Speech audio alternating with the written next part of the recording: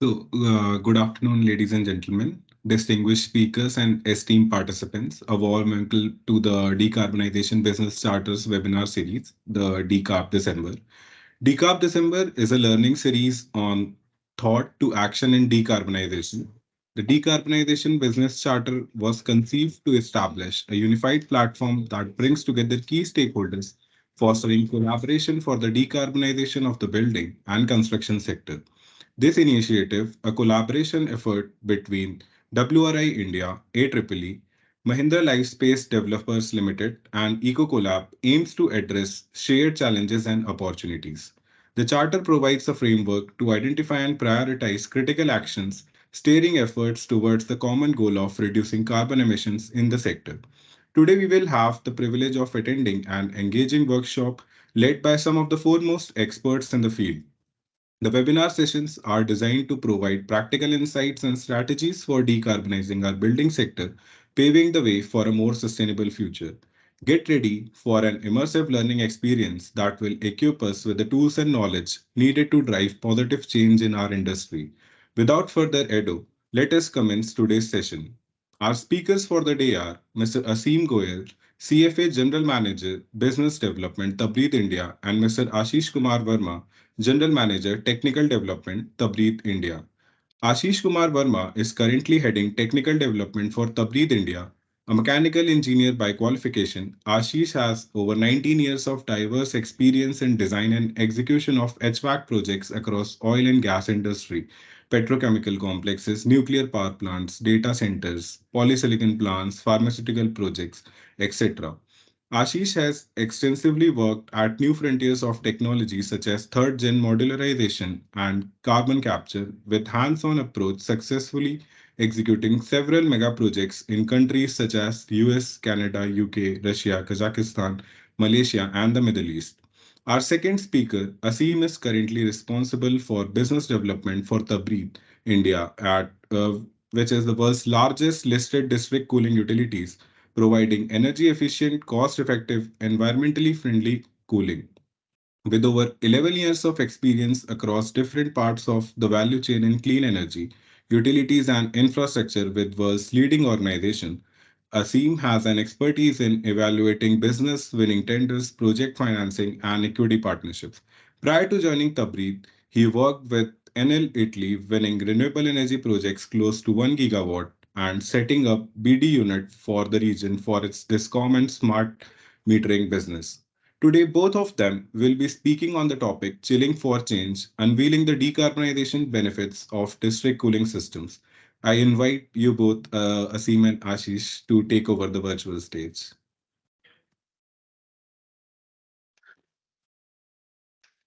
Thanks, Vibhu.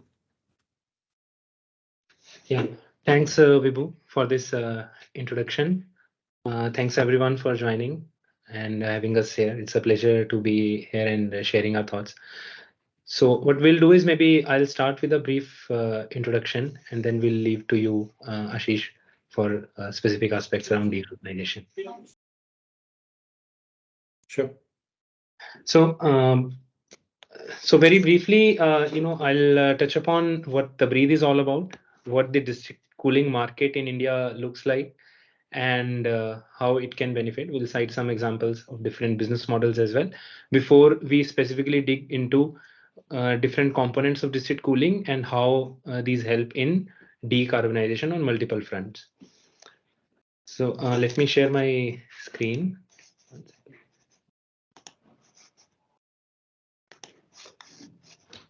Vibhu, let me know when you can see it. Asim, it's visible. Okay, perfect. Thanks. So Tabreed is one of the world's largest public listed cooling utilities. This is the organization that Ashish and I are representing today. We have 89 district cooling plants in 6 countries, including India. We have delivered 1.35 million tons of cooling capacity, serving more than 450 million square feet of real estate developments. In terms of the impact that it has created, we have avoided 1.1 gigawatt of power infrastructure by having district cooling systems in place rather than the conventional systems. In 2022, we were able to save more than 2 billion units of electricity and avoid 1.4 million tons of carbon dioxide emissions. If you see some of the iconic projects in Gulf region, most of them are being provided cooling services by Tabreed, including Burj Khalifa that you see on my screen. In terms of project design and delivery, Tabreed is technology agnostic and OEM agnostic. We have a very strong focus on research and development and innovation, and we take a life cycle cost view when we propose district cooling to our customers. So for end users, our solutions result in life cycle cost savings.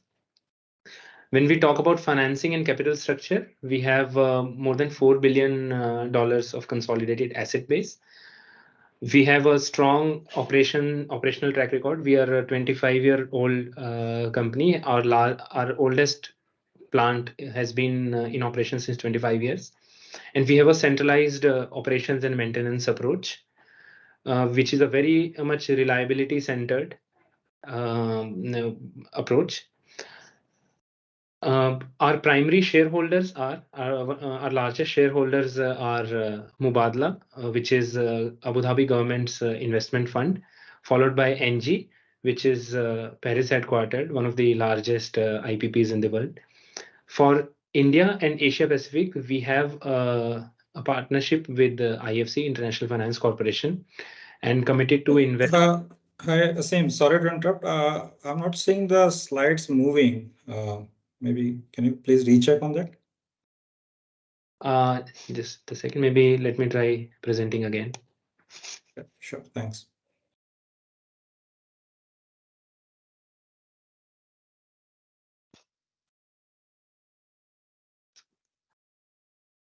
Ashish, I'm on my slide now, and now the Tabreed. Yes. Yeah. No, it's fine. Okay. Thanks for pointing it out, Ashish. So I was just capturing how Tabreed, what is Tabreed's footprint and what is the impact that it has created. And in terms of our Asia and India presence, we have a joint platform with IFC, wherein we have committed to invest up to $400 million in next 3 to 4 years. We also have a cooling innovation lab, wherein in partnership with IFC, we explore innovative solutions for sustainable cooling technologies and match the adopters and innovators in an effort to create more awareness about sustainable cooling in the country. In terms of what we have been doing in India, we have been actively engaging with various participants of the market in last 6 years or so. So we started in 2016 to 18, providing technical assistance to UNEP for assessment of district cooling in 5 specific Indian cities. Then in 2019, we formally engaged with AEEE, and that was the year when we also won a competitive district cooling concession for Amravati district cooling. It was a tender floated by Andhra Pradesh state government, and we provided technical inputs for India Cooling Action Plan. We also contributed to UNEP EESL District Energy in Cities initiative. In 2021-22 is when we set up this platform for Asia and India. And last year has been quite pivotal for us when we have won was Asia's largest district cooling concession, PPP. This is for 125,000 tons for Hyderabad Pharma City, which was a competitive tender floated by Telangana state government. We have also provided technical support to Bureau of Energy Efficiency's district cooling guidelines. And this is also a year when we have our first private real estate developers district cooling plant in operation, which is with Tata Realty in Delhi region in Gurgaon. We are also in joint efforts with Mahapreet to develop district energy projects in Maharashtra, starting with Mumbai for now. Now, why we are talking about it today, specifically from India's point of view, India, if you see, because of it being it having tropical climate, because of rising ambient temperatures, because of increasing urbanization, because of rising per capita income, and most importantly because of low current penetration of air conditioning, which we have mentioned here. If you see, in India only 8% of the households have access to air conditioning, compared to rest of the world, where in developed countries the average stands around 40%. So this is so India is likely to be one of the first places in the world to experience heat waves that cross human survivability limits. So it's not a luxury anymore. So thermal comfort or cooling, as we talk about, is becoming more and more a requirement than a luxury. Our per capita energy consumption on space cooling is also around 1/4 of world average. You can see it's 69 kilowatt hours. Compared to 272 kilowatt hours for the world. Now, India Cooling Action Plan also highlights the need for active involvement of active intervention of sustainable cooling technologies, say district cooling. And India's installed space cooling capacity is estimated to reach 268 million tons by 2030, making it the fastest growing cooling market in the world. Now, how Tabreed, we are looking at it, what is our approach and how it can help in decarbonization. So current market approach that we see, real estate developers doing cooling on their own on a standalone basis for different buildings. It's a very siloed approach. There is a lot of reliance on MEP consultants. There is a very weak feedback loop. There are a lot of inefficiencies that creep in. And design risk is 100% borne by the real estate developer who owns and operates this plant, versus a professional district cooling utility coming in with 25 years of experience to design fit for purpose solutions, leading to 20% reduction in capex and life cycle costs, versus the conventional systems which is being adopted by most of the developers in India right now. In terms of execution, again, there are global procurement strategies and focused project execution capabilities that is enabled by district cooling, which is not so much present in conventional systems being done by developers on their own. In terms of operations, again, Tabreed does bring in a professional centralized O&M approach, versus relying on various IFM operators, short-term contracts and short-term AMC contracts with the various OEMs for maintenance.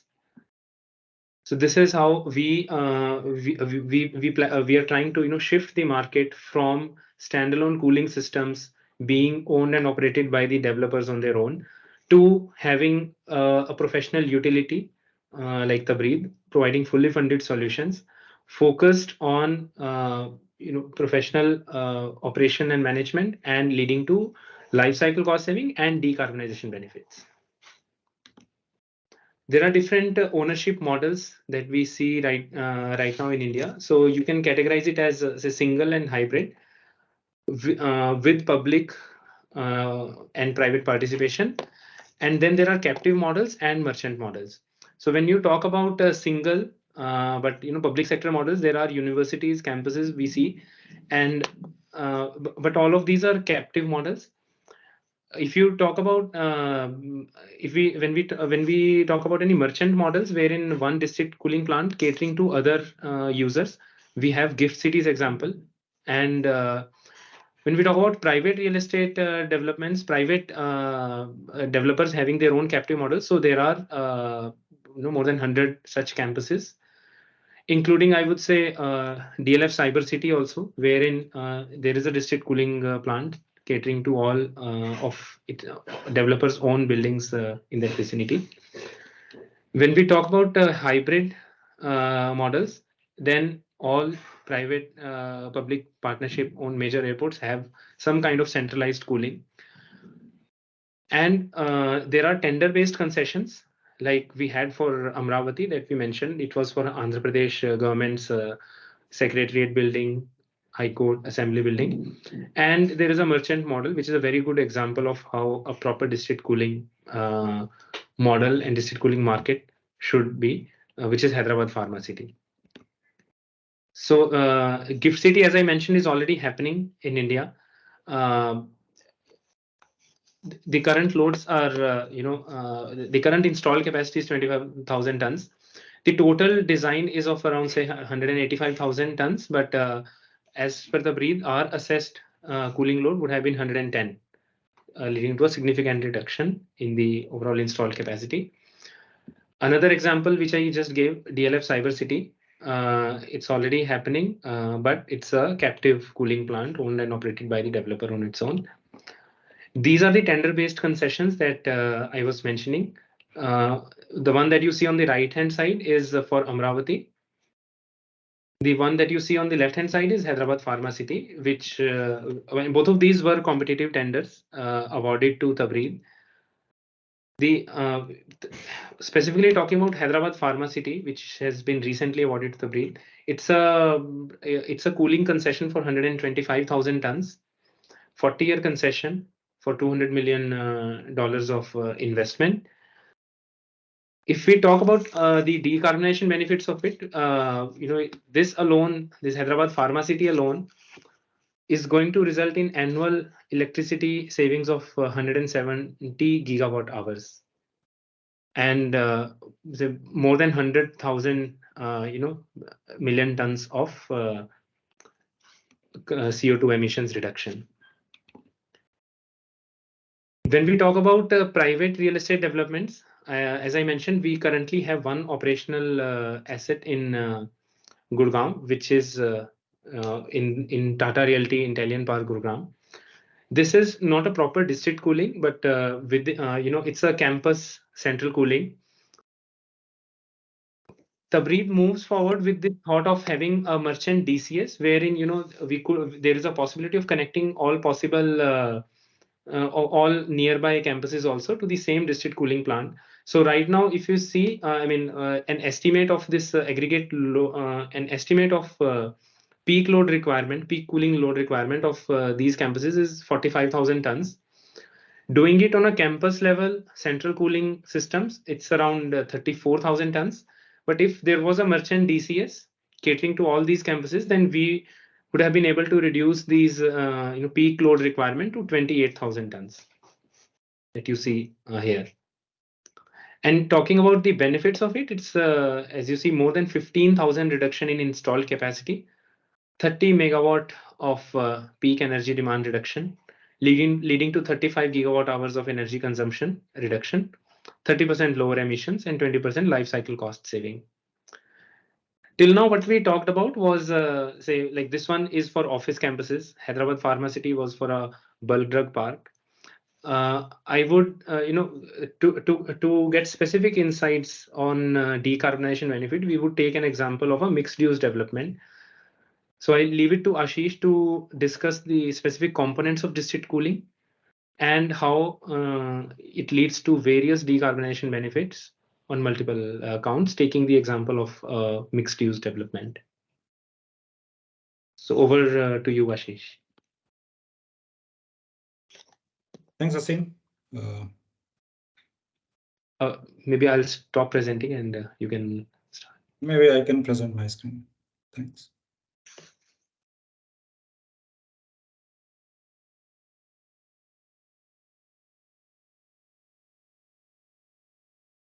To let me know if my screen is visible. Yes, it is. Okay, thanks for the confirmation. So good afternoon, everyone. Like what Asim spoke about, the requirement of current status of the Indian cooling market and the need for sustainable cooling solutions. And district cooling is one of the sustainable cooling solution which is recommended by ICAP. And also there have been multiple reports which are issued by like World Bank, and also one of the latest report which was issued on the sidelines of COP28, which was concluded recently in UAE. So there are three interventions which are kind of support, suggested basically. So one is with respect to the passive design interventions. So basically that means that we need to reduce the cooling demand of a building. So we need to do some kind of passive interventions there to reduce the demand. Second is the sustainable cooling, such as district cooling, right?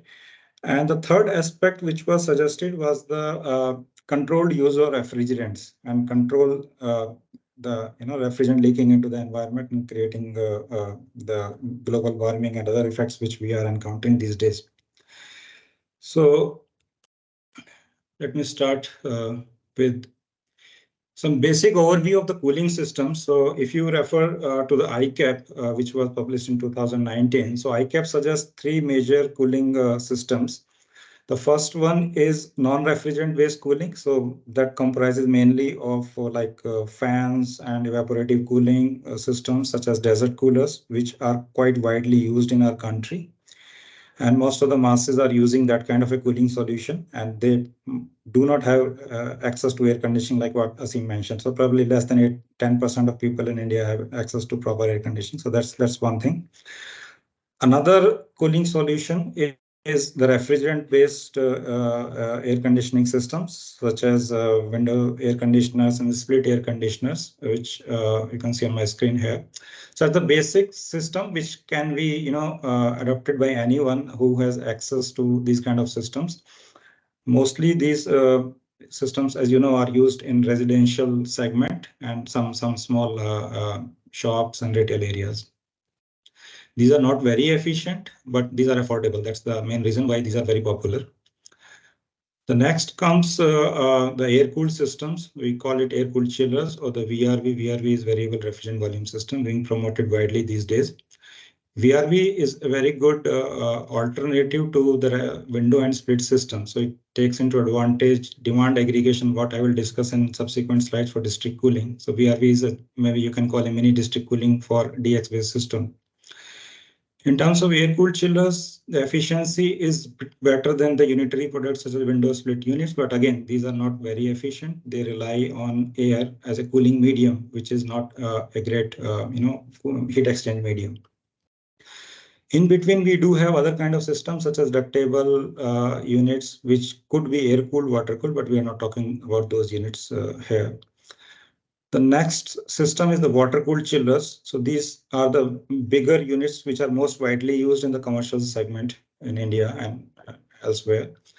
So these could be, we can utilize either screw chillers, we can utilize centrifugal chillers. So the efficiency is quite good as compared to the air-cooled systems here. The only difference here is that we use water as a heat exchange medium, which is more having better heat carrying capacity as compared to air. But we do have additional components like cooling towers, condenser water pumps, which add to the system cost and the operational cost. So that's another thing with these kind of systems. So at the end of spectrum, we have the district cooling system, which is nothing but a large central chill water system, I would say. So here what we do is we are producing chill water at a central level, which is kind of circulated or provided to a segment of buildings or a cluster of buildings in a defined geographical area. Maybe it can be extending, we do have networks in our UAE plants where network is extending up to 30, 40 kilometers. So that kind of vast area can also be connected through a district cooling system. So just going into the process, what exactly I mean to say here is that it is a centralized production, we all know, and similar to the central chill water system, we have at a building level also. But there are certain other components which are not existing with the building level. Like in our conventional central chill water plants, we normally generate chill water at around 6 to 7 degrees C, and maybe people are now generating chill water at somewhere around 10 degrees C when they use decouple the sensible cooling versus the latent cooling. So latent cooling is handled through a separate system, TFA or DOS system, and sensible through this chill water system at elevated chill water temperature. But since we have to pump chill water at larger distances in district cooling, we normally need to optimize the network size and the flow rates, and that's why we go with larger delta Ts. So when we go with large delta T, we have to reduce the chill water temperature. So normally it's around 4.5 degrees C is the chill water we normally use in all our plants in the Middle East. Another important component of district cooling is the energy transfer station. So it is basically a unit, or we call that as a heat exchanger, which is installed at the customer level.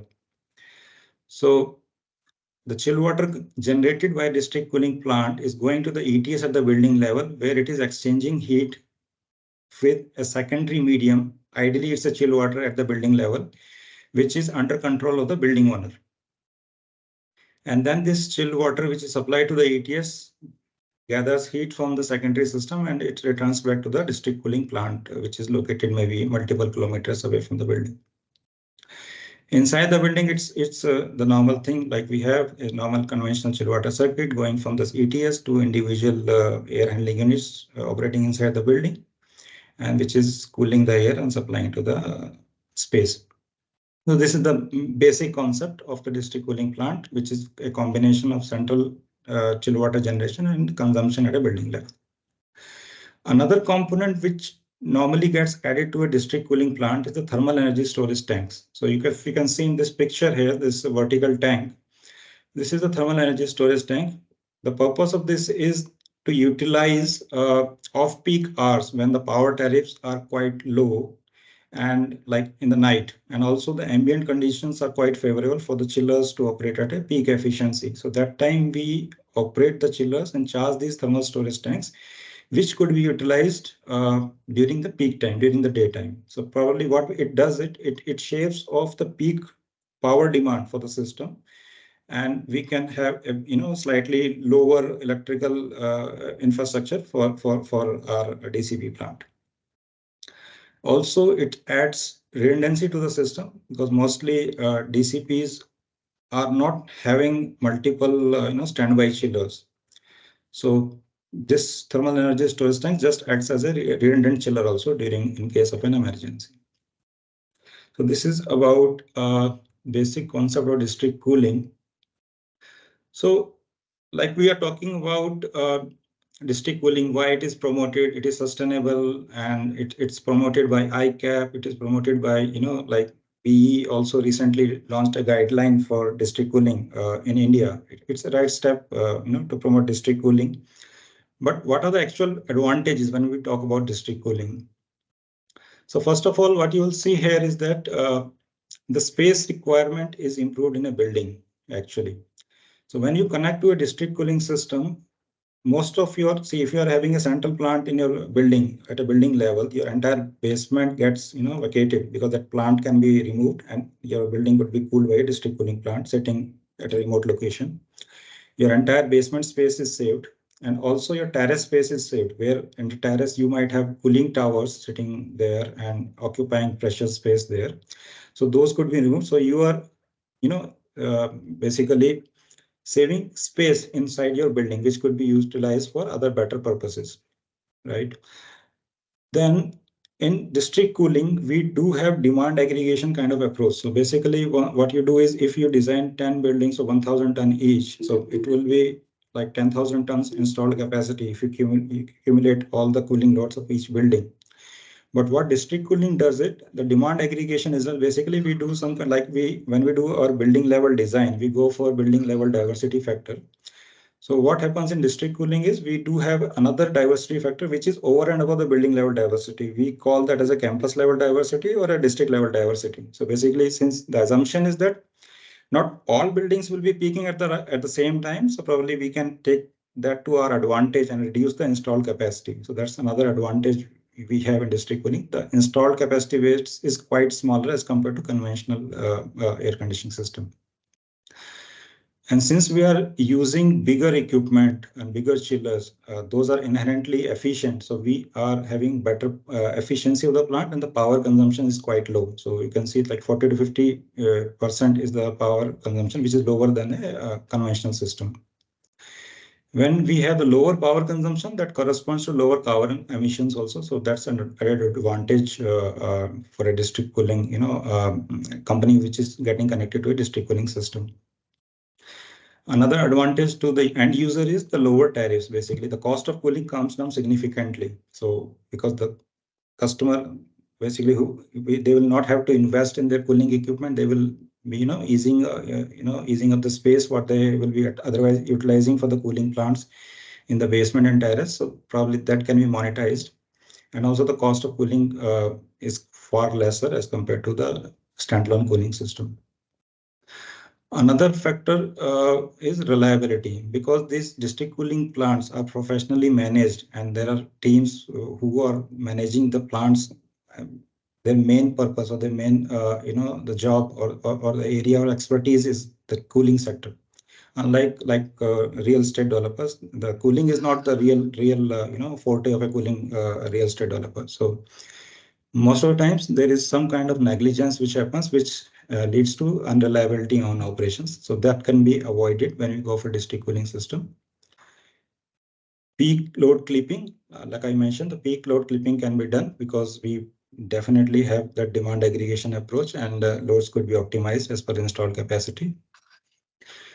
Also, we do have flexibility in design and capacity installation. So like if the master plan is being developed, so we do have flexibility that we can add on the chiller as and when the capacity ramps up or the demand comes up for a particular master plan. So that flexibility we do have. And also the major advantage is that the buildings becomes less noisy. You don't have that equipment like chillers or cooling towers creating noise and vibrations in your building. And also the buildings are quite aesthetically appealing. Another important advantage of district cooling is the mitigation of urban heat island effect. So when we use our window split system,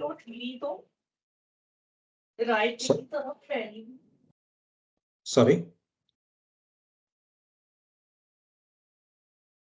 No, carry on, Ashish. I think Okay. yeah. Okay. Yeah, so I was talking about the urban heat island effect mitigation. So basically what we have is, like, if you see this graph, see in the rural areas, like it's 30 degrees, you see that how the graph is moving up as we move closer to the downtown of a city. So this is the temperature which is increasing in the downtown. And this is a vicious cycle actually. So when we have higher temperatures in an area, we tend to install more air conditioners. And as we install more air conditioners, so they are emitting more heat into the environment. And that's what we call a heat island effect. And it's a vicious cycle, which is, you're falling into a trap when we install and we have this heat island effect. So if you say that in case there is a 2% or 2-degree increase in the ambient temperature due to this heat island effect, so it corresponds to 4 to 6% higher energy usage in the cooling power consumption. So these are the important advantages of district cooling, why one should go for it. And apart from this, this aligns well with the UN Sustainable Development Goals, because these have to be complied as we move towards a net zero economy. Our target is 2070, but still, I think the target is that we should be able to achieve that before the deadline is somewhere around 2050. So this is a very important step in that direction to at least decarbonize the cooling sector. So district cooling is important to move in this direction. I will just talk about the approach of district cooling. Like when we encounter the master plan, that okay, let's see how district cooling could be adopted in this kind of a master plan. How we address that, I will just try to touch base upon this aspect. So if we talk about the master plans with the area, like if we have a master plan with an AC area of 1.5 million square feet plus, it's typically suited for district cooling adoption.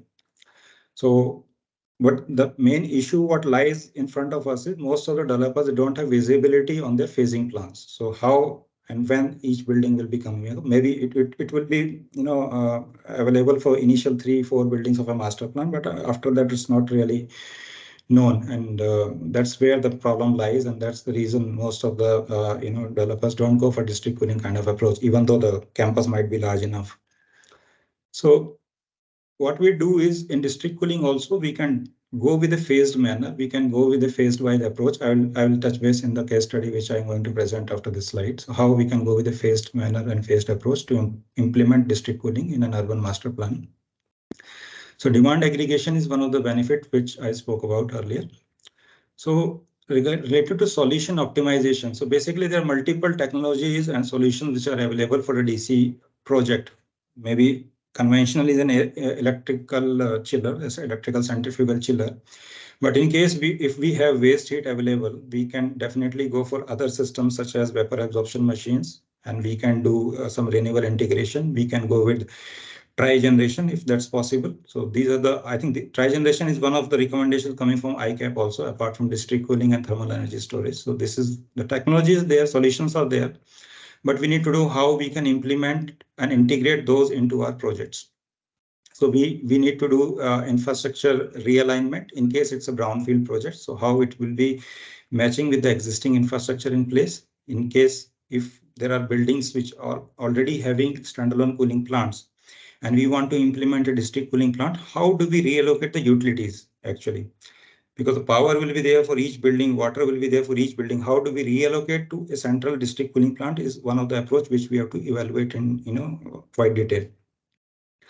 Then what will be the sustainability analysis? So once we do this district cooling approach, what are the savings we are getting in terms of sustainability? What are the carbon emissions reduction we are achieving? And it all depends upon life cycle operating cost, not only the capital cost or the operating cost, the complete life cycle analysis has to be done before we conclude whether district cooling is feasible or not feasible of a certain kind of a master plan.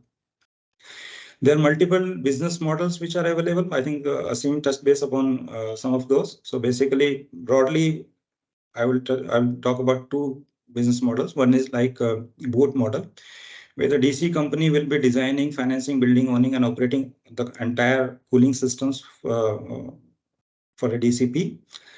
And the second would be design, build, and operate, DBO kind of project. It will be done by the DC company while the ownership still retains with the developer. So these kind of broad business models are available in market. There will be multiple hybrid models out of this, but I'll not touch base upon those. So whichever business model we select, so basically there will be some kind of risks associated.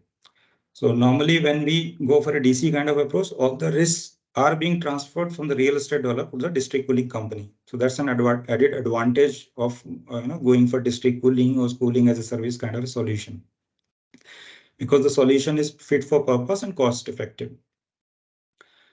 Then, like I mentioned earlier, because cooling is the core business of a DC company, they know in and out of cooling aspects. They have access to best of the R&D technologies and IoT, AI, they can leverage those.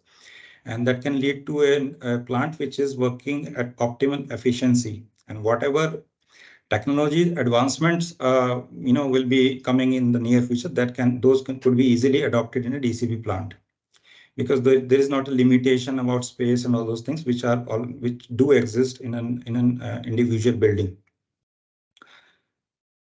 Having said this, so I'll just touch base upon a case study.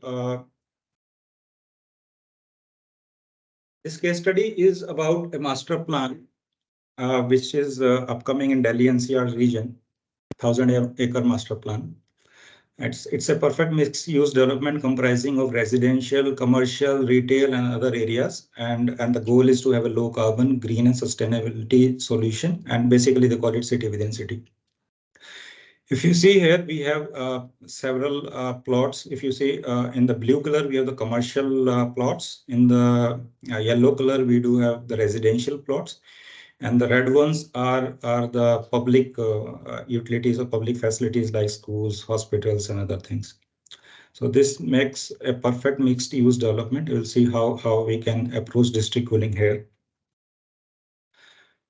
So when we normally go for district cooling, we adopt a systems thinking approach. So basically that involves we have to balance the cost, reliability, sustainability, and wellness. All these aspects are considered while we design a district cooling solution. While for this kind of an master plan, district cooling could be most optimum solution, and that could be integrated with multiple other solutions or technological interventions. If you can see here, so district cooling will be acting as the anchor base there, and all these technologies could be intertwined with the district cooling solution. If you talk about the treated sewage effluent, we would definitely have STPs. Either it could be a decentralized, it could be a centralized STP, each building having its own STP or at a central level in the master plan. So we have right now assumed 2-3 different decentralized STPs for this kind of master plan, which could be integrated. And whatever water is treated through these STPs, this could be utilized for HVAC cooling tower makeup requirements.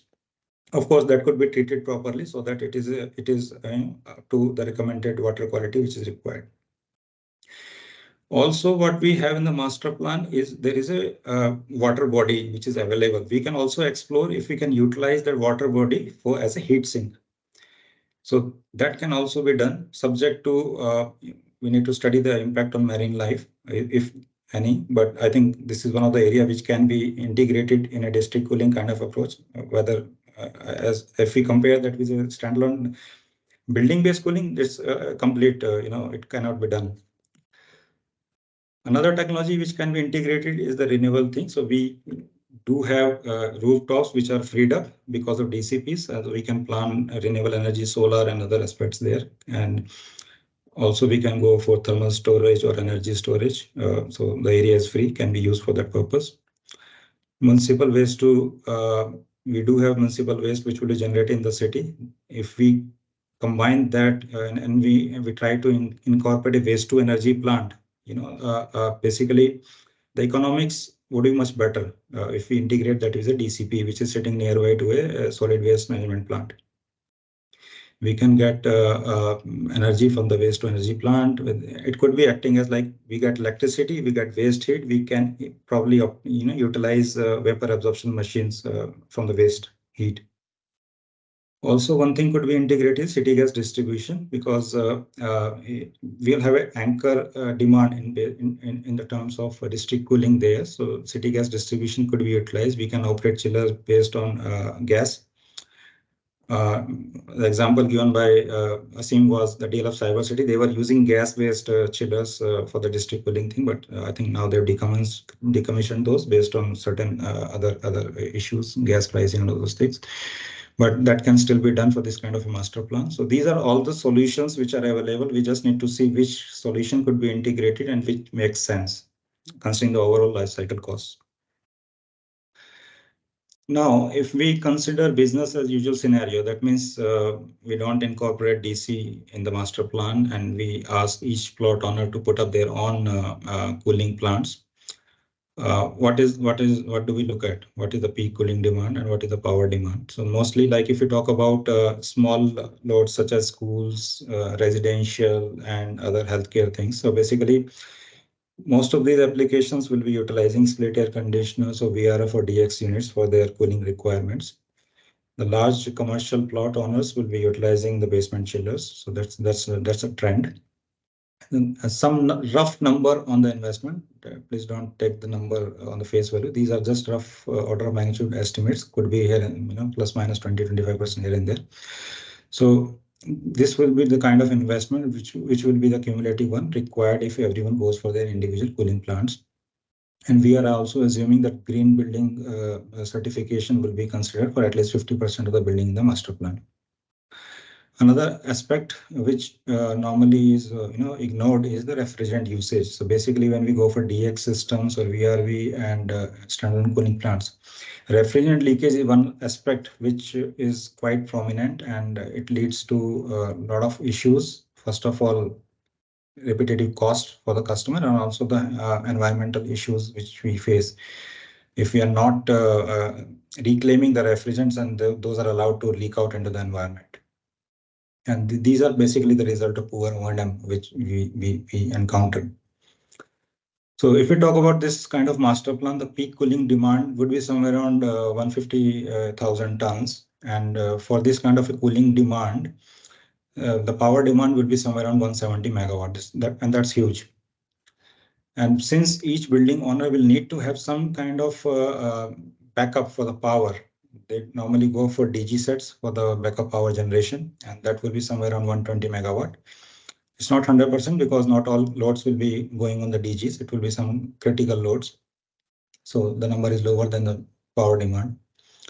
So when we invest into the power infrastructure, we invest into the diesel generators. So it will be like 170 crores plus 250 crores going into power and backup DG kind of infrastructure, which this is the cumulative number going for if we combine for all the plot owners in this master plan.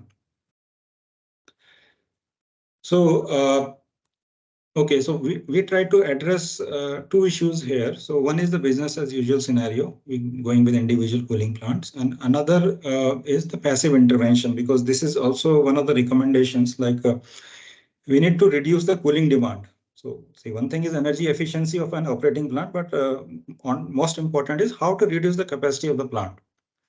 So we do go for passive interventions. So if we go for the conventional versus a passive cooling intervention in this kind of master plan, we see we do have a potential of saving around 50,000 tons, and that's approximately 30% reduction for the mechanical cooling requirement. And by going with this passive design intervention, we can at least save 400 crores as compared to business as usual scenario. If we go with for a power infrastructure comparison, you see there's a massive drop of like 55 megawatt, 170 versus 115 in case of we go for passive cooling. Again, 30% reduction in peak energy, and also subsequently reduction in the backup DG requirement also. For electrical investments, there is a saving of 55 crores, and also on the backup DG, there is a saving of 100 crores if we go with this kind of a solution. And we are still not talking about district cooling here. With respect to utilities consumption for the electrical consumption on an annual basis, so we will be saving somewhere around 100 gigawatts of power. That's massive. And electricity cost saving will be on the tune of around 65 crores. So if you see here, if we go with a simple intervention, what we call a passive design intervention, we can have this 30% reduction in the mechanical cooling capacity, peak power demand, backup DG demand, and the energy consumption. So there is a huge potential, and we are not talking about DC again here. So let's see, if we want to design a DC for this kind of a master plan, how do we approach it? Of course, this kind of development will be coming up in multiple phases, but right now we have assumed, for the sake of simplicity, 3 phases. So we have considered 3 DCPs: DCP1, DCP2, and DCP3. DCP1 will be coming in the first phase, and if you can see my cursor here, the black line is the network for the first phase. Then the pink one is the network for the second phase, and the orange one is the network for the third phase, which we have assumed. If we talk about the first phase development, this is at the bottom part of this master plan. These are the commercial plots which will be coming up first. If I talk about the capacity of first phase, it is somewhere around 40,000 tons. And what we plan to do is we will go for a DCP of 35,000 tons combined with thermal energy storage of 5,000 tons. Then if we go with phase 2, we are arriving at a capacity of 15,000 tons with a thermal energy storage again of 5,000 tons. And the last phase will be having 25,000 tons for the DCP3 mechanical capacity, plus again 5,000 tons thermal energy storage. So if you total all these out, so it will be totaling to 90,000 tons of cooling capacity. And now if you compare that with the original business as usual scenario, it was 150,000 tons. So see the difference, 150,000 versus 90,000. And how much area we are saving here? So we are saving more than 100,000 square feet of area, which would have otherwise gone into setting up the individual cooling plants inside individual building, space inside the basement, space on the rooftops, space elsewhere, whatever. So this is massive saving on the areas also. Of course, we'll be requiring land for DCPs. That's another thing, but this is how we are saving inside for a builder, basically for a developer. What is the saving for them actually? So when we go into phase-wise development, so basically whichever buildings comes first, that obviously those have to consider in phase 1. But what we normally do is we also plan for next phase also. In case we do have capacity in our DCP, we can consider modular kind of approach. We can add more chillers, so we can keep some margin on the network that yes, that a few more buildings can be connected to the same DCP instead of building a new DCP. That's one thing. And if the capacity of the plant 1 goes up to like 80% of its capacity, then we start planning for the next DCP, which will be the phase 2, and subsequently for the phase 3. And once all these DCPs are built, these could be interconnected. And the advantage of interconnection is if something goes wrong is one of the DCP, that area could still be served by the remaining DCPs. So this is the kind of approach we are utilizing in one of our cooling plants in Dubai. That's a Burj Khalifa and Dubai downtown. So there are 4 cooling plants which are interlinked, which are interconnected. And whenever there is a low demand situation, like there was a COVID situation, so probably all the buildings were kind of catered for a minimum kind of load with one plant operating and other were like sitting. So there was a massive energy saving if we adopt this kind of an approach. Now, if we go for a district cooling solution, so first we spoke about the passive cooling intervention. Now we are talking about the district cooling approach. So like I spoke about in the previous slide, so we are reducing the installed capacity from 150,000 tons to 90,000 tons. So we are having a saving of 60,000 tons, and that's approximately 40% reduction. And there is a reduction in the capital cost of these plants, so 450 crores, which is approximately 30% of overall capital investment for business as usual scenario. In terms of peak energy demand and power infra, we are saving 105 megawatts. It's like 65 megawatt compared to 170 megawatts. So again, massive saving here. And in terms of investments, 105 crores on the electrical infrastructure and 180 crores on the backup DG kind of infrastructure. So there is 60% reduction in peak energy demand. That's what we are witnessing with in case DC is implemented and associated decarbonization benefits. When we talk about the electrical consumption on an annual basis, again, we are having a saving potential of 100 gigawatt hours, which will be equivalent to around 65 crores annual cost savings, and water savings of 980 million liters. So water savings are coming up due to better O&M and better scale of operations for the DC plant, integrated with the TSC water, and better water management. That are the factors leading to savings in the water requirement for a DCP. So those are also approximately 30% savings in water and electricity. And this is kind of resulting in 100,000 tons of carbon emission reduction, which is what we are discussing today, decarbonization. And this is a very massive saving in terms of carbon emissions. Now, if we combine both the approaches, basically the passive interventions and the district cooling intervention, so we see here is that the DCS, there is a reduction in the installed capacity from 150,000 tons to 68,000 tons. So this is the kind of scale we can, think of when we combine a couple of interventions, passive plus district cooling. And in terms of power, infra and peak power demand, so you see, 170 versus 26. That's a massive reduction here. Of course, we are having some, power generation through solar and waste to energy that is also into the consideration. But if you consider even district cooling and passive intervention, there's a massive savings in terms of power infrastructure and power demand.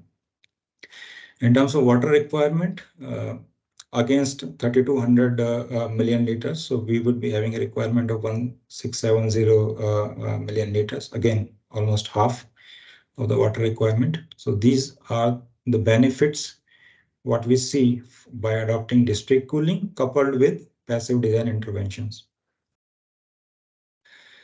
If we talk about district energy, it cannot work in isolation. So if we talk about tri-generation and other alternative cooling technology, these are the areas where we can do the integration. So basically, if we talk about clean energy integration, like we spoke about, there could be solar integration, wind power, all those things could be integrated with the DC plant, whereas it's a little bit difficult to integrate that with a conventional cooling plant, standalone cooling plant. If we are talking about the industrial projects, we can utilize industrial waste heat capture that can be utilized to run the VAM. Maybe the Lions plant, DC plant could be located near to an industrial zone there, where there could be waste heat available that can be done. We can provide solar heating. We can do waste to energy kind of plant, like I mentioned earlier. We can have absorption chillers. We can go for a combined heat and power plant, that's tri-generation or cogeneration. We can also maybe implement free cooling. free cooling is not very commonly used in commercial buildings, but it is widely used in applications like data centers. So if you see all the data centers designed in Europe, those are running most of the time on free cooling, basically. So we have also implemented some kind of free cooling in India in data centers, but that is mostly into water side free cooling, not air side, because the air quality and air temperatures are not of that quality in India. That's the reason we have a limitation there. So what I meant to say here is that all these technologies are available. It's a matter of time how we can integrate these technologies together and leverage and get those advantages to have an integrated solution, DC plus other technologies integrated into a master plan, which will give you more benefits in terms of power, water efficiency, and the carbon emissions. Another point which I want to touch base upon is the refrigerant reviews, because this was the third area which was recommended by the report by UNEP, what I mentioned earlier on the sidelines of COP28. So refrigerant management is very important because this is the actual reason which is leading to carbon emissions. We have these refrigerants going into the environment, and although we don't have refrigerants which are now depleting ozone layer, we have refrigerants which are kind of contributing to global warming. So they have kind of moderate to high GWPs. So we should aim and try to go for low GWP kind of refrigerants, the HFOs, which are kind of being recommended nowadays and being adopted by OEMs also. Another point is the zero refrigerant leakage, because we have to contain at source. That should be the mantra, basically. So whenever there is a leakage, there has to be immediate arrest of those refrigerant leakages. Those have to be detected in time, and those have to be contained. So normally when we have DCP plants, we normally go for a refrigerant leak detection system plus refrigerant recovery system. In case we feel that there is some leakage which is observed in the plant, then definitely that refrigerant could be recovered and contained in a pressure vessel. And then when the leakage is rectified and the leak is addressed, then the refrigerant is again charged, so that we don't have any refrigerant leaking into the atmosphere. Plus the commitment to transition to HFOs, that's also quite important. So basically, HFOs are the new refrigerants which are being widely used now in the developed markets, and at least in India, we should also try to go for HFOs going forward. Again, the zero refrigerant disposal policy. So basically, refrigerants should not be disposed like that. There should be specialized agencies which are expert. Basically, most of the refrigerants should be reclaimed, and in case there is a problem, this should be disposed properly. And there has to be a robust monitoring and review procedure to track and measure refrigerant consumption, leakage, and emissions. If you see this graph on the right-hand side, you see the refrigerant requirement per ton if you compare different cooling solutions. So if you compare window AC, so it is having somewhere around 1.6 kg per ton kind of refrigerant thing. And if you go for towards the left, you see it's getting reduced. Is DC, it's 43% lesser, than DC plus T is 65% lesser. And then if we combine DC plus trigeneration, 75% lesser. And then we go for not in kind, then entirely you are away from the refrigerants. So since India, now we have ratified the Kigali Amendment, so we need to work in this direction and use refrigerants judiciously. And this is the aim what we are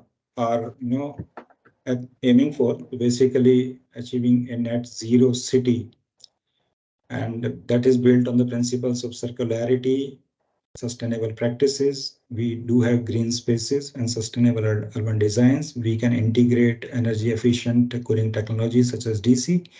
We can integrate renewable energy. We have waste to energy plants, and which can balance our environmental impact. And of course, we now have technologies like AI and ML kind of things we can utilize to optimize our operations and reduce the cost and the resource allocation for operating our plants. And what we should ultimately aim for is zero waste, zero discharge, and carbon neutral campus, like we are saying in this picture. That should be the dream of our cities, which we should think of going forward. That's it from my side. Thank you so much for your attention. maybe we can take up questions we have. Over to you, Vibhu and Asim. Yeah. Thank you, Ashish. Thank you, Asim. Thank you so much for the insightful presentation. Now, I would request the participants, if they have any questions, they can raise their hands and we'll take the questions one by one.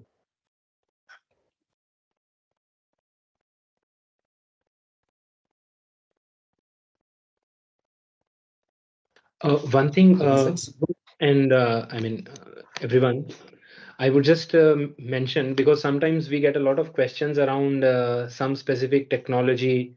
I mean, is it some groundbreaking technology that we are using? Is it some patented technology? Or, for example, even in the case of refrigerants, what kind of we saw some question in the chat that what kind of refrigerants are used in district cooling. So, district cooling in itself is not a different technology, which it's just a different business model, so to say, and it allows us to take the scale benefits. So what is not possible in, say, building level cooling systems or distributed cooling systems, what we already know it should be done, for example, renewable energy integration, waste heat capture, right, tri generation, giving anchor loads to, say, city gas distribution, or transition to low GWP refrigerants, or all of these things. Yeah, as Ashish is presenting, so these things are in itself, standalone basis, all these things do exist. There is no groundbreaking technology that district cooling uses, but district cooling does provide a scale wherein all of these things are possible. All of these things become financially viable as well, still giving 20 to 30% lifestyle cost advantage to the customer. So that's the beauty of district cooling. Despite it not being a groundbreaking technology on a standalone basis, but it gives that scale which enables different technologies. For example, thermal energy storage. When we talk about, say, decarbonization, there is a lot of talk about renewables, like having 100% renewables. But 100% renewables, is not, our grid is not able to sustain that. So either we need, say, battery storage, which is very costly, or some such methods of storage. So thermal energy storage is, for example, something great, which significantly reduces the power infra requirement, also utilizes the time of the day tariff, which is now being promoted by Ministry of Power all across states. I think it's just a matter of time that we will see time of the day tariffs by all discoms, so significantly leading to reduction in overall energy costs also. So but if it's just say 2000 3000 ton building level chiller system, of course you can't have thermal energy storage. If there is a district cooling system aggregating everything, giving that scale, and enabling presence of companies like Tabreed, which are ready to provide a fully funded solution where a developer doesn't have to worry about the upfront capex, then these things are made possible, leading to that grid stabilization, leading to renewable energy penetration, and leading to decarbonization. So this is what I wanted to mention, because a lot of times we get questions around, is there any specific technology, is there any specific type of refrigerant? One question I just saw is about any Yeah. minimum load where the district cooling will become viable.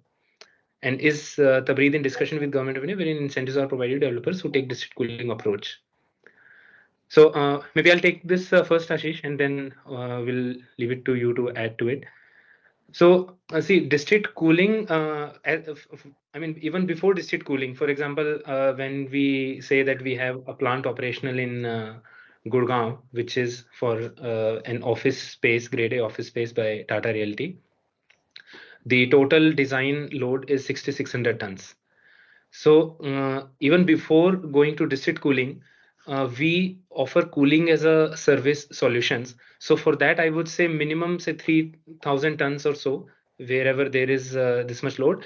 At least there is potential for the breathe to bring in its operational expertise, to bring in the centralized O&M, and have all those benefits associated with district cooling. But of course, in say 3,000, 4,000 tons, you can't have a thermal energy storage, you can't have free cooling, you can't have waste heat capture, etc. So that limitation is there. So for district cooling as such, I think there is no specific size.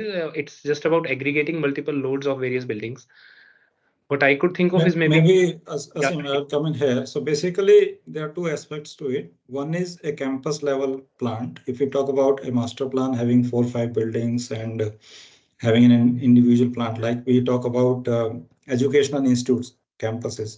So they have kind of multiple buildings. There are academic blocks, there are hostel blocks, there are labs and all those kind of things.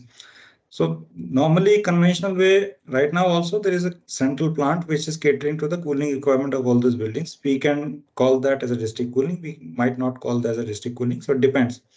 If I talk about a merchant model where there's a district cooling player which is providing cooling to multiple buildings in a vicinity like a small city or something. That depends basically on the master plan. So probably if I talk about a proper district cooling project where a central cooling plant is being developed and it is catering to multiple buildings. So probably I would say somewhere around 5 to 6,000 tons should be kind of minimum, offtake. Then the district cooling probably becomes viable. Maybe people have more suggestions regarding that. But in my opinion, there should be some critical mass, at least to initiate a district cooling kind of plant. And gradually, maybe when we ramp up the capacities, then it becomes more and more viable. And probably I will take up the second question also. Like, see, Tabreed, we have been in discussions with the multiple government agencies. Like, for example, Asim spoke about our engagement with ESL. Maybe that's another body. ESL and we basically there were some contributions on district cooling guideline development. And on active discussions, I would say yes, we have been engaging with government bodies. Like for example, the concessions what Asim spoke about were both government projects. What Tabreed was awarded, Amravati was a government project. Of course, that was not catering to a private entity, but that was a city being developed by government. Again, the Hyderabad Pharma City is a government project. The plots will be allocated by government to private, pharma unit owners, but still that initiation was taken by the government. We had active interaction. There was a tender process which we followed. We are having government discussions with the government in Maharashtra, specifically in Mumbai and BKC region for the try to explore DC for BKC region because that's a high density area. Similar to that, we have some engagements with some of the discoms basically to implement DCs somewhere in Delhi also. So there are definitely engagements happening with government, but specifically with respect to incentives to developers, I'm still not sure about that. Yeah, and in case you were asking about say incentives to real estate developers as such to adopt district cooling approach. So one thing is that the benefits in itself is a significant incentive, but yes, they do get green points. I mean, for example, there are programs like IFC Edge program, which so district cooling would certainly help in more and more green certification of buildings, but there is no explicit incentive as such that is there right now from government being provided if a real estate developer has a district cooling or not. Asim, you can maybe highlight about PLI scheme as well for the OEMs. Yeah, for OEMs, yes, but I think this question was more about, I mean, I'm just reading it again. Is the breathe in discussion with Government of India wherein incentives are provided to developers who take district cooling approach? So if it's about real estate developers, yes, in terms of green building certifications, yes, but explicitly, I think. And OEMs, yes, I mean, in fact, 2 days ago, there was this, by DPIIT, there was a workshop wherein, it was specifically about incentives being made available within this PLI scheme to OEMs, the manufacturers of cooling equipment, depending on how they contribute to overall sustainability. I see another question from someone, Anusuya, I think. Hello, very good evening. Thanks for the session. So actually, I have one doubt. This so district energy solution, you are involving multiple form of energy production into it, isn't it? Are you using or planning to use some transparent system that where the carbon credits can also be given to the green energy producers? Like overall the transparency of the energy production and consumption can be used, like monitored. Any system The is there, same. or you have plans for that? Prasim, No. you want to take up this? On our side, there is nothing as such, but yeah, I mean, Archa, we have other team members also from Tabreed here. So, Archa, would you like to comment on this? So, in terms of for greenfield district cooling projects, yes, carbon credits are available. But for brownfield district cooling projects, carbon credits are yet still not available. We are in the process of talking to some carbon credit agencies to see how we can define the methodology for even brownfield projects, because at the end of the day, you are reducing the carbon emissions even in the case of brownfield projects, but it's not yet active. And of course, in India, we are still in the process of defining the carbon credit framework. So once we get more clarity on that, we'll definitely try to approach the government and try to integrate the carbon credit system, which is available for greenfield district cooling projects in our local framework as well. Hope this Okay. answers your question. Yeah, thank you. And is like through startup TN, is there any possibility that I can contact you people Yes, regarding this? definitely. We'll leave our contacts in the chat box. Okay. Yeah. Thank you. There's another question, Asim. Basically, it's from Bhagat. So basically, do we need specially designed chillers for DCP? Not exactly. So basically, we go for conventional chillers only. And the only thing is that chillers are of bigger capacity, maybe. In most of our DC plants, the chiller capacity is somewhere around 2000, 2500 or around 3000 tons also.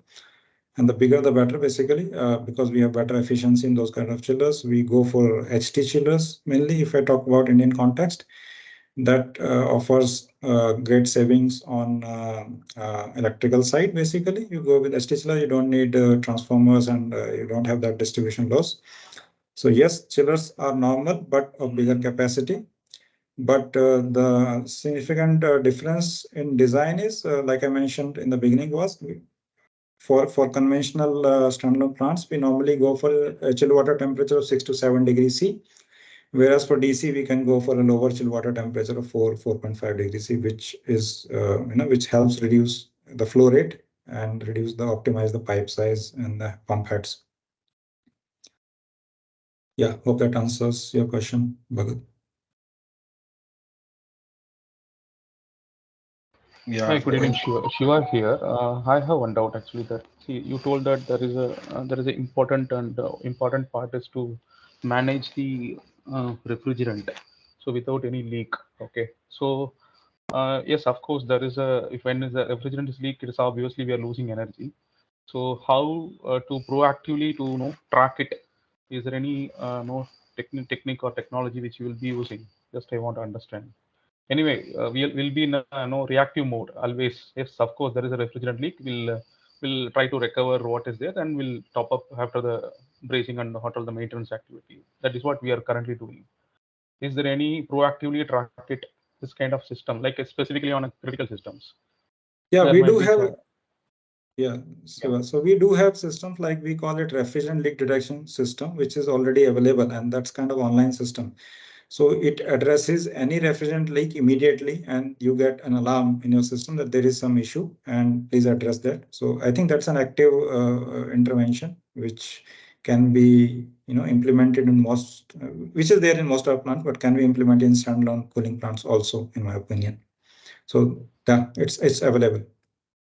Okay, great. And one more thing, you told that about the thermal storage energy. I think you're discussing about thermal storage energy on the HVAC, but it will be indicating the glycol storage tank, which will be doing in air cool system, or it is told in a thermal grid system. I did confused. Like it is related to that, or Yeah, very important question. Actually, there has been a lot of misconception of thermal energy storage in the market, actually, because when the system came into India maybe 10, 15 years ago, and it was mostly like this ice-based system. And for that, we used to have a glycol-based system, which was kind of eating into the efficiency of the plant, and which is kind of not used nowadays. correct. So we normally go for a chill water based thermal system, Siva. So that's the same chill water what we are generating through the conventional chiller that is being stored in a stratified tank. We call that as a stratified tank. There is no physical partition, but the water is being separated, the cold water and warm water, through a thermocline, which is created in the tank. And cold water enters from the bottom and hot water exits from the top because of the density difference. So those are the chill water thermal storage tanks. Although the latent heat capacity is quite low as compared to ice-based system, but it offers better efficiency in terms of chiller operation. Another thing which is kind of coming these days is the phase change material, and we call it PCM. Phase change material based thermal storage are also being explored. Although these are not widely used, these are still in maybe experimental phases. We are also kind of doing an experiment on PCMs. Try to integrate PCM because that will require lesser space as compared to chill water storage. Will not be as efficient as an ice-based storage, but better than chill water storage. So basically, best of both the worlds, I would say. But that's an optimal system, but still under exploration phase. I can't say that it is being implemented extensively. It's a matter of time. Cost is one of the factor for that particular material. It's quite costly. And once we see that the results are quite good and then it goes into massive adoption, then cost definitely will come down, and we'll have those kind of systems coming in wherever we have space issues to install a chill water based conventional thermal storage. Okay, thank you. Right. I think we have another related question in the chat box, which is also related to refrigerant leak and how it is stopped. I think we have addressed that.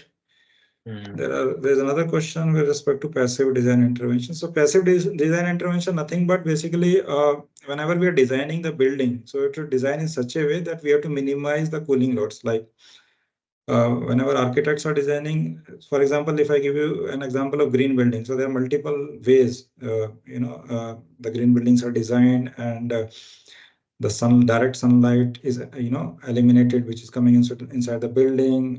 The lighting fixtures are energy efficient. Most of the buildings, if they implement daylight cooling, daylight lighting, what you call that. So basically that will avoid the need of your artificial or the natural lighting. So those kind of interventions are there which can significantly reduce the cooling load of a building. And also in terms of the building construction, if you add a layer of insulation when you're constructing the building in your wall or roof, if you talk about buildings being constructed in the Middle East, all the buildings by code have to be insulated. The walls have to be insulated. Roofs, of course, are insulated in India also, but walls are not. So those kind of approaches can be adopted to minimize the cooling load of a building. So those we call as passive interventions. Another thing what we can adopt here is like structure cooling. We can have we call that chilled beam kind of thing, or we call radiant cooling. Those are also not exactly passive, but kind of a combination of passive and active means. Yeah, of course, nowadays they'll be calling as a double glazing of facade glass, like to prevent the heat gain coefficient of ratio. So that is yeah. So we talk about the energy performance index of building. So then this is a very important factor. I think we can take one last question. If anyone wants to ask any question, then we can proceed towards concluding the webinar. I think we have another question which is related to refrigerant leak. So like I mentioned earlier, basically refrigerant leak can be addressed only if you have right kind of detectors installed in your system. So wherever there is a chance of leakage, you have to install those detectors. And that's an online system which gives you a warning as soon as the refrigerant leak occurs. And then you can immediately arrest that leak, and you can probably drain out the refrigerant into a vessel. We call that as a refrigerant recovery unit, which is a pressurized vessel. And then once the necessary modifications and things are done on chiller, then refrigerant can again be recharged. So if you need more details, maybe we can indicate the vendors who are dealing in this kind of a solution. So that addresses. I think this one.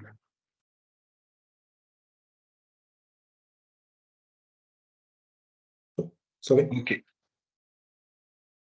I think now we can maybe proceed. maybe Asim or Acha, if you can add our contact details, maybe then we can address the questions, or maybe we can share the vendor details also over email. Sure, Ashish. Yeah. So I think now we can proceed towards concluding the webinar. So thank you, Asim and Ashish, once again, and all the participants for joining us. If you have any more queries, please send it to our email. We will drop it in the chat box. And also, if your organization would like to join us as a signatory of the Decarbonization Business Charter, please send us your interest to the same email. Tomorrow, same time, we shall have the session on achieving net zero advanced techniques for carbon mapping in the building sector by Mr. Alkesh Rajdev. See you tomorrow and have a good day. I'll drop the business starter email for your reference. Just 1 minute. Thank you, Vibhu. Thank you for arranging this session. I think it was helpful for the attendees, and thank you for all the people who are attending this webinar. Thank you so much. Thank you, everyone. Thank you so much, Ashish and Thank you. Thank you so much. Thank you. Thank you. Thank you.